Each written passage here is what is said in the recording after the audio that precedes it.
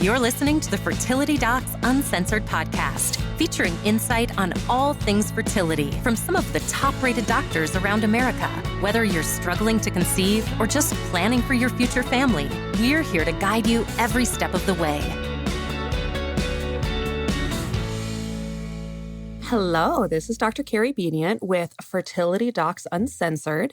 I am here with Dr. Abby Eblen and Dr. Susan Hudson of Nashville Fertility Center and Texas Fertility Center.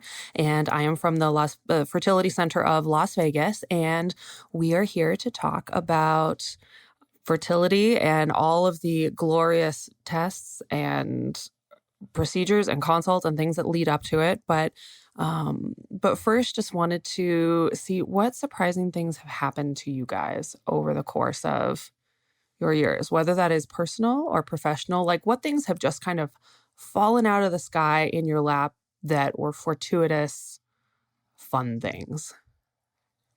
So there's a lot of directions I could go with that, but I'll keep it a little bit more. I mean, we are uncensored, That's so right, yeah, you could get away with a um, whole lot.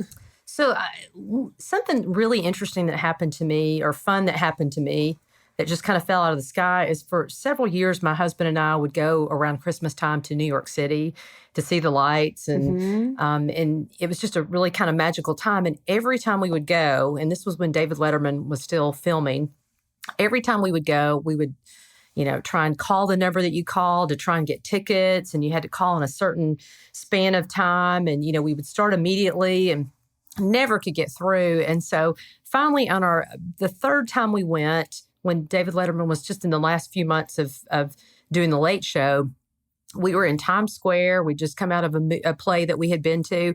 And this person walked up to us and said, "Hey, would you like to go to David Letterman?" And my husband was like, yeah, that'd be great. And I was a little more reserved. I kind of whispered out of the corner of my mouth, don't give out your credit card number and don't give out any personal information. And always the skeptic. I'm a little more suspicious by nature. Were you clutching your purse a little bit more closely? I was clutching my purse, and I thought, this person is trying to scam us. And so the only information they got were our names. So I was like, okay, I'll give that out. And then we got this piece of paper. She explained that this group was coming through. They had a bunch of seats in the audience, but they had gotten waylaid and were not going to make it. And so they needed to fill the audience. And, she seemed pretty up and up, but still, you're in Times Square in New York City, Yeah. So if you're going to meet some people that are a little unusual, that's the place you're going to meet them. And so the next morning we get up, and I was still very skeptical. And so we showed up at the David Letterman where he filmed at the theater, and we stood in line. And finally, a man came up, and I kept telling my husband, we're wasting our time here. We're never going to get in. So the man walks up, and I showed him this piece of paper that we had, and he's like, yep, that'll get you through the door. So it was really cool. We went in there, and we got to see Will Smith and, tape with David Letterman. It was just the coolest experience, because we were like, we've been trying to do this for years, and we finally get to see intentionally. And then all of a sudden you just walk up. Yeah, it happened. It's just really cool. It just kind of fell out of the sky. Was it everything you expected when you got in there? Well, it was really exciting to be there with David Letterman, and a comedian comes out and kind of warms the audience up ahead of time, and that was kind of fun. But, I will say... I didn't know that. Yeah. I didn't know that they prep you first. Yeah. They prep you and, get you in a funny mood and laughing. And so so when the show started, though, unfortunately, the theater is a lot smaller than what it appeared on the TV set when that, would show the audience.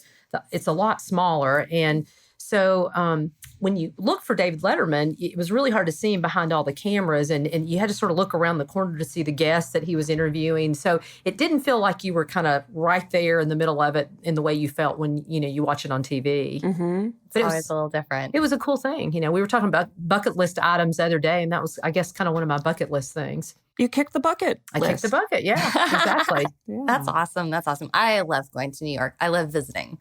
When I was in medical school, I spent 5 weeks up in New York doing a rotation. And it was one of those kind of out of lemons, you create lemonade, because I actually flew out of Texas to go up to New York the first day that flights were available after 9/11. Oh, wow. My goodness. And I had this rotation set up for months, and I had paid a lot of money to go do it. And I'm like, well, I'm going to go, and I'm going to see, and I'm going to go do. Yeah.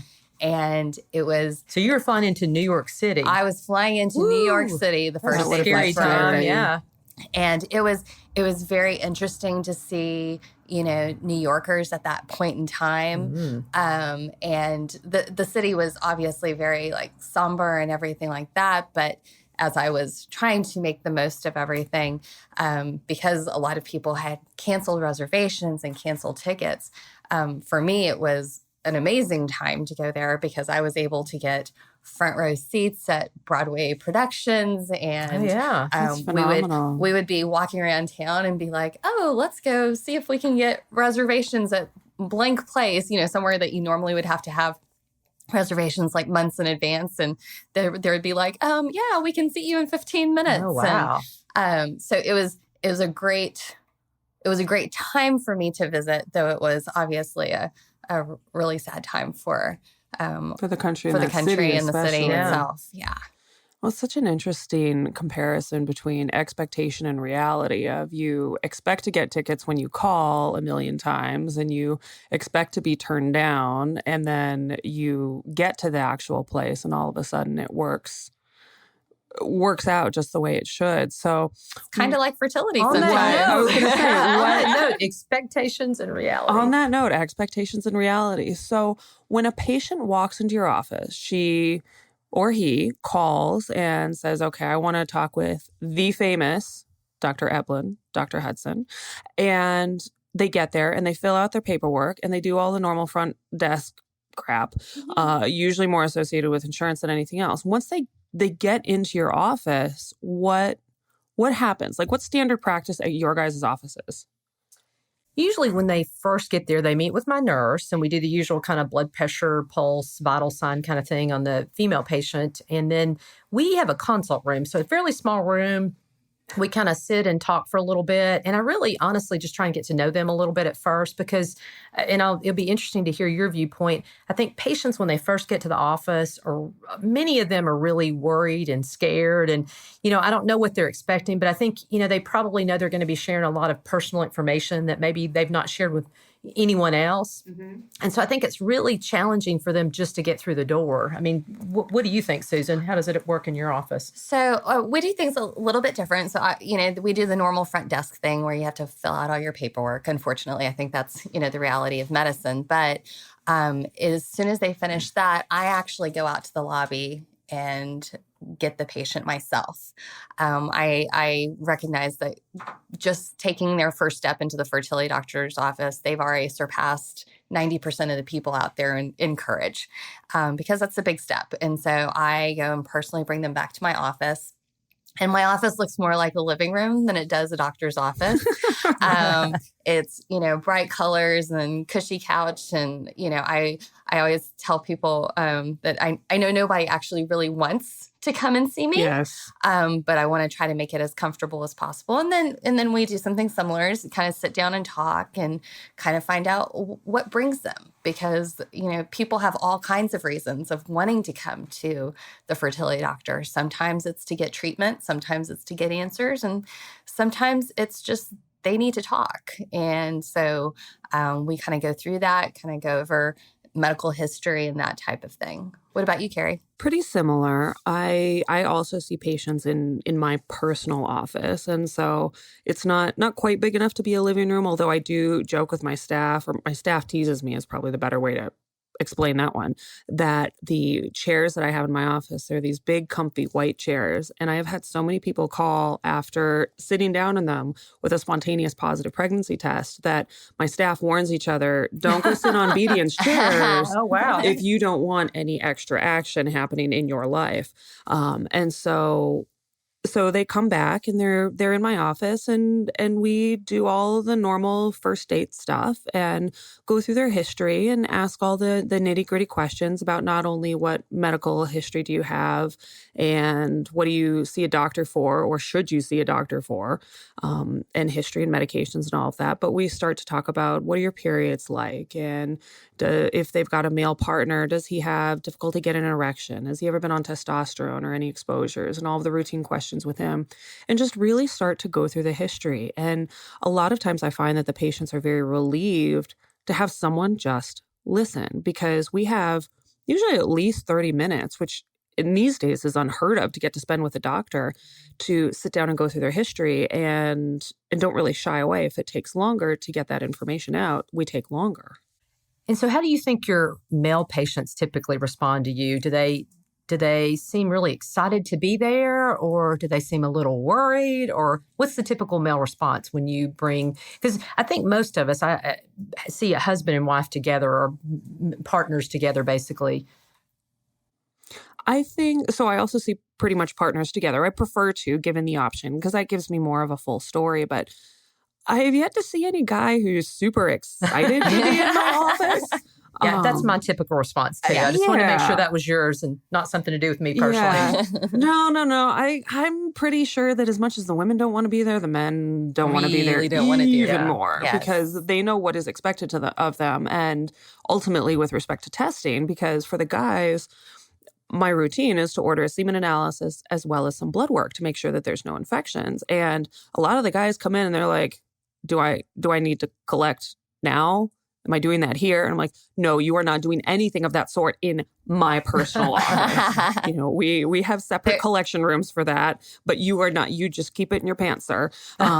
They're usually very relieved when I'm like, oh no, we get to make an appointment so that we can do this at your time. And so I always laugh though. Usually when I say, because in our office, sometimes we will have men scheduled for their semen analysis on the day that the couple come in, particularly if they come from a distance, it saves them time. And so I'll usually look at the gentleman or the partner and I'll say, do you have an appointment scheduled for a sperm test? And they'll look at me with this horrified look and they'll invariably look at their partner and their partner will usually go, oh yeah, we have that scheduled. He'll be glad to do that.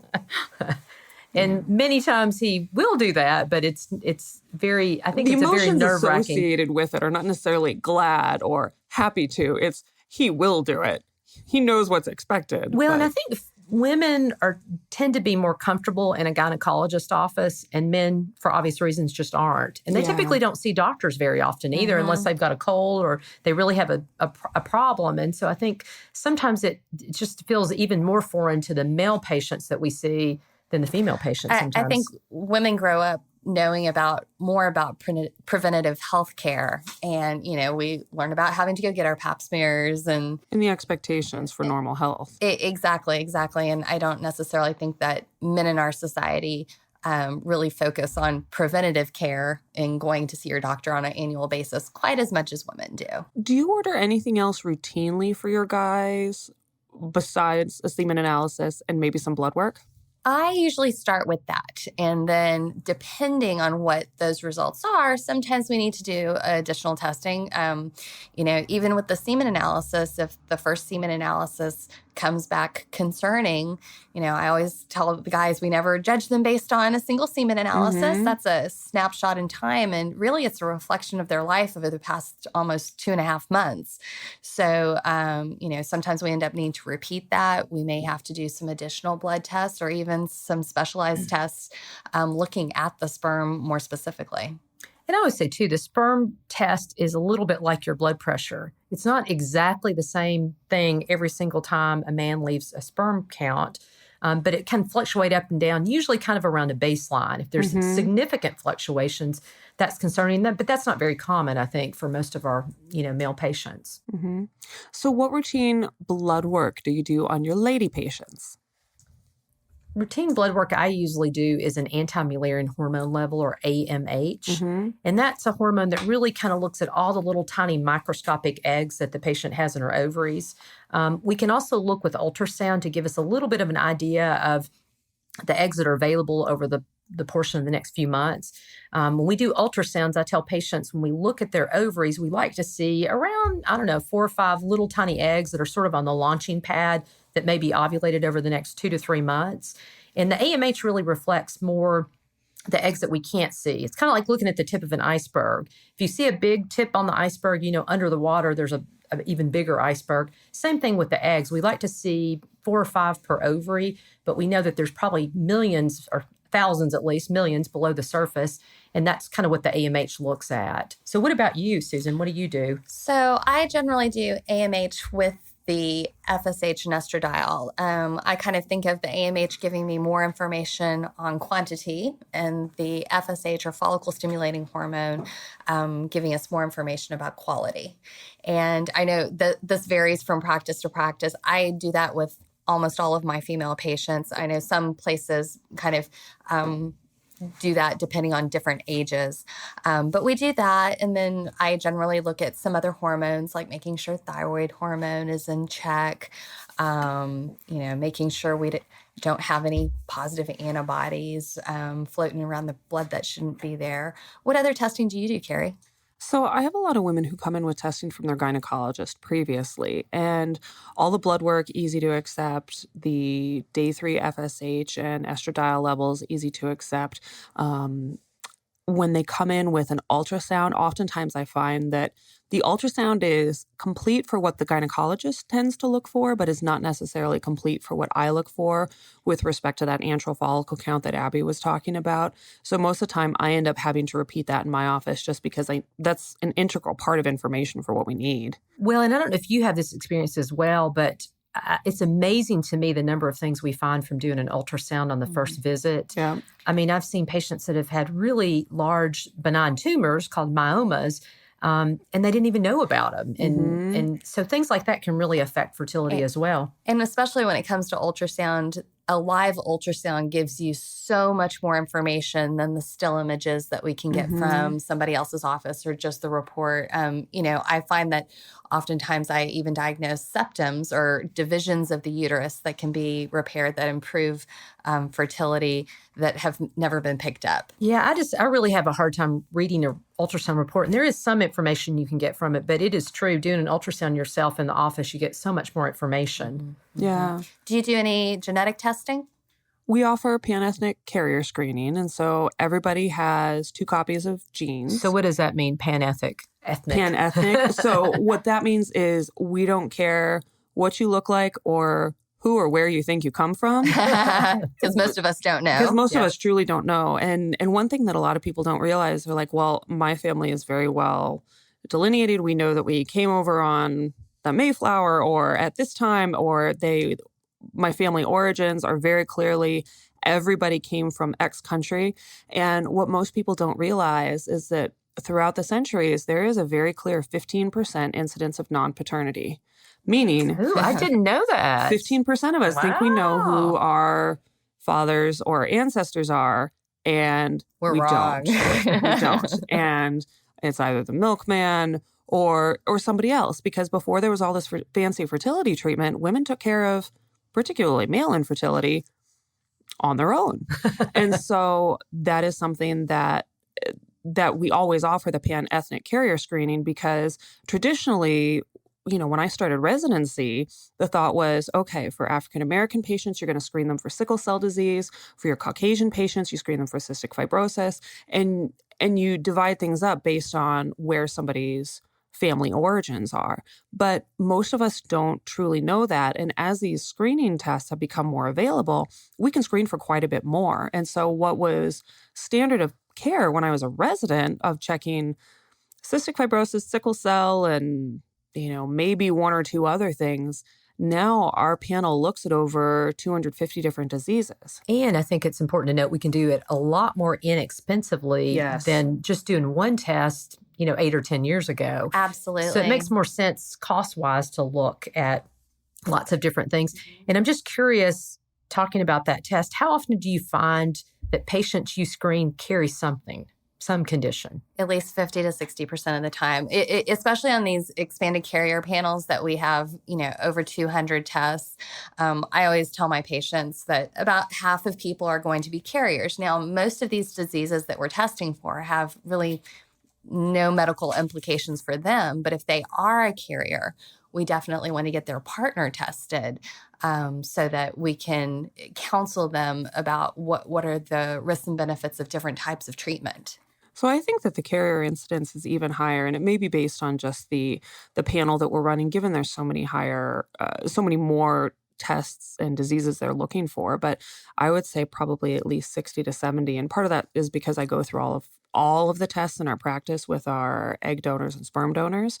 But it's typically thought that between 5 and 7 different mutations are carried by each individual person. But it really only matters if you've got a match with the partner you're trying to make a baby with. I think that's the important point. I think early on when we started offering these tests, we were worried about what are we going to tell patients when they're carriers? Well, the good news is it's only an issue if you and your partner carry the same recessive trait. And that's pretty darn rare. It is pretty rare. 1 in 500 to 1 in 550 is the estimate. Exactly. It's unusual. So, but if you carry that, that's important to know. Mm-hmm. Exactly. And it can help you make decisions. And all these things that we're screening for affect children on a very severe level, most of them. And so it is well worth figuring out what they carry in advance.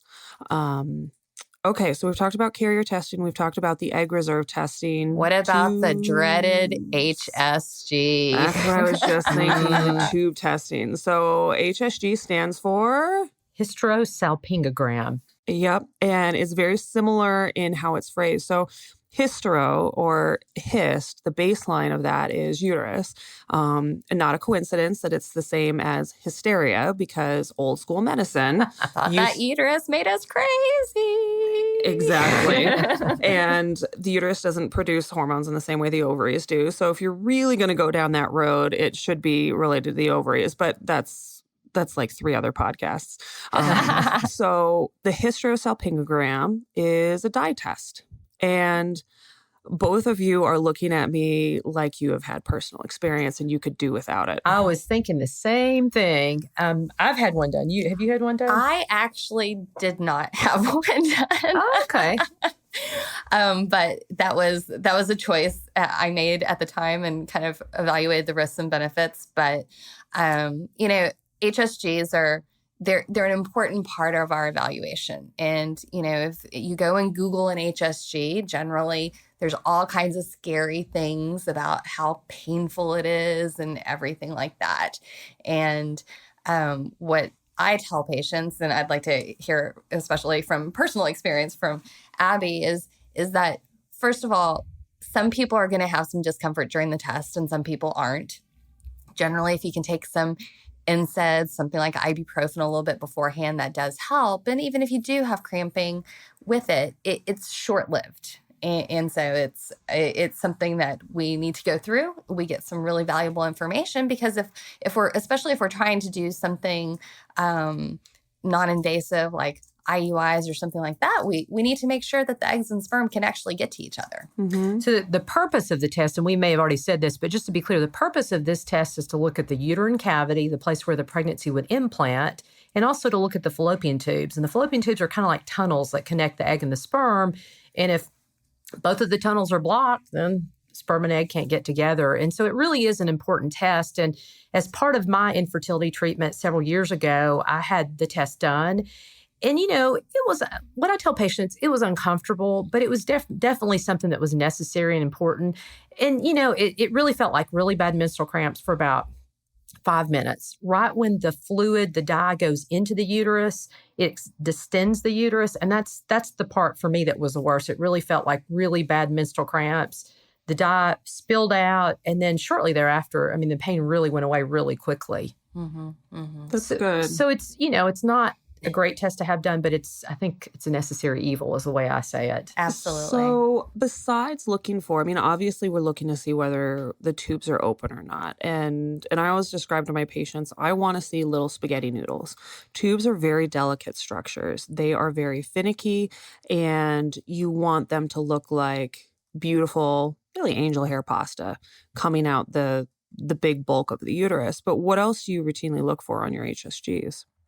Well, you want to look at the cavity, which is, again, if you think of the embryo as a seed, you want to look at the soil. And you want to make sure the soil looks nice and smooth. And ultimately, when the time comes and somebody gets pregnant, you want it to be nice and thick. But on the HSG or any type of test that you're looking in the cavity, you really want to make sure you don't see any little lumps or bumps, things that are either polyps or fibroids, but just little round irregular structures in the cavity. I'm also looking to see if potentially if the fallopian tubes are swollen or something called hydrosalpinx, fancy word for water in the tubes. We know that those swollen fallopian tubes can actually contain fluid that can go back into the uterus and harm a developing pregnancy. So that's something important for us to be aware of. And if it is there, potentially thinking about maybe even removing those tubes. Wait, you're telling me that you want to remove the tubes of fertility patient? Like, I know that somebody listening to this is going, WTF, what are these doctors thinking? They are trying to help me get pregnant, and yet they're going to take out tubes, which are the very things that help me do it. And so, I agree. Our same practice, just like Susan's is if you've got really damaged tubes, you don't want that fluid coming back and causing a problem.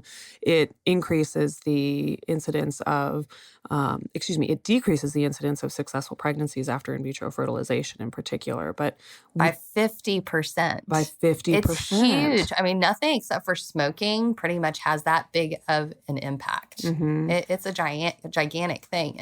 And that decision on whether we remove tubes or not is, if you're doing non-invasive testing or treatment, it's a discussion. Nothing, and I think that's one important thing to think about in fertility care is nothing is an absolute. No one is ever going to force you to do something.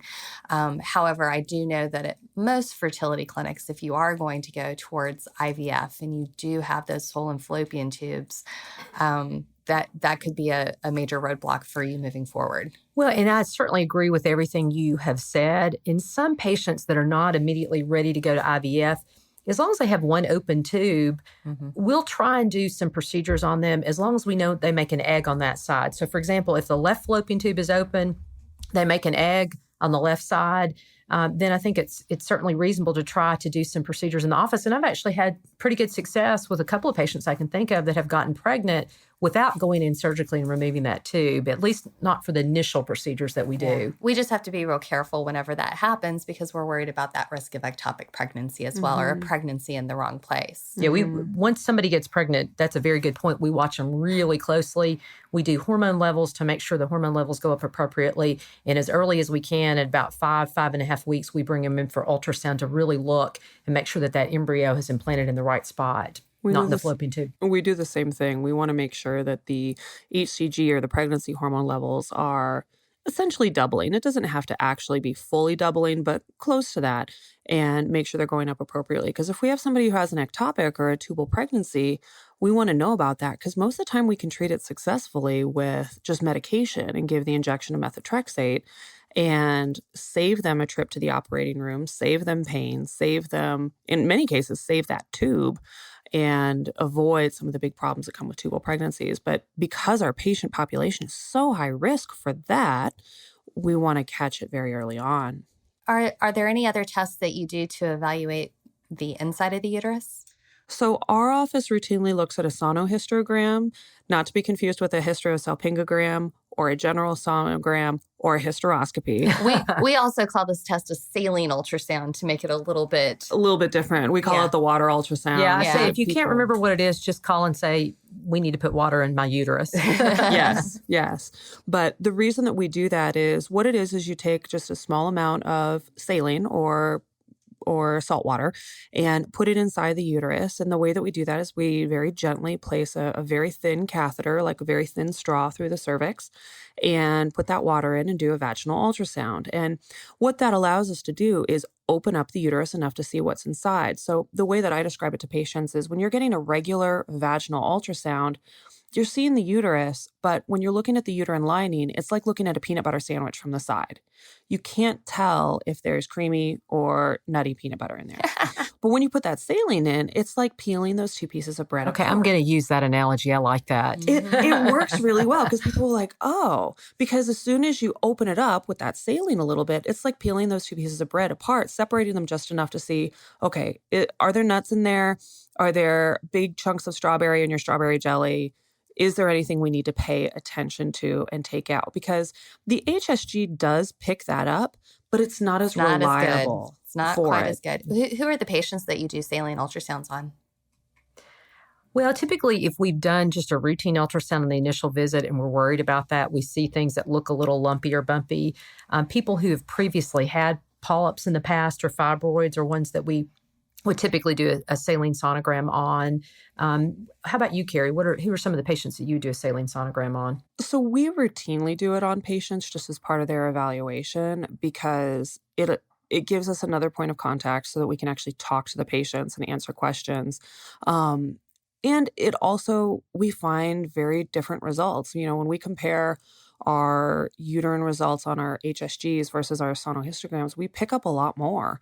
And so those HSGs are really good at finding big cavity distortions where there's a big fibroid pushing in. They're not good at finding polyps. But they're not good at finding polyps. And if I have someone who's going to do an insemination and I put that catheter in and I hit that polyp, which I can't avoid, then there's going to be blood in there, and that's a negative pregnancy test. So I think those are all really good points, but unfortunately, with all the things that we do, unfortunately, for most of us in infertility, cost is the constraint. And at least in Tennessee, for most of my patients, they don't have coverage for a saline sonogram, and it's significantly more expensive, almost twice as expensive as it is to get an HSG. So what % of your patients have diagnostic coverage? I would say probably 40% have some diagnostic coverage. In Texas, I would say probably about 80 to 90% have diagnostic coverage because I do saline ultrasounds on, of course, anybody who I see something on the ultrasound or initial ultrasound that I'd be concerned about. But I especially kind of target women who are a little overweight because that increased estrogen exposure can increase the polyps, and my women who aren't ovulating on a regular basis since their uterus isn't cleaning house quite as well as it should every month. Yeah, I would say that at least 80% of our patients have diagnostic coverage. That's pretty routine. So some of the things is less important on that. Some of the things that I think patients don't realize as far as insurance goes is they have really high deductible plans in the first few months of the year. It's essentially they're going to be paying out of pocket for that. And that's kind of the other constraint early on that we get into at the beginning of the year. Yeah. Are there other things that you routinely do, or is that kind of what you normally do for a basic evaluation?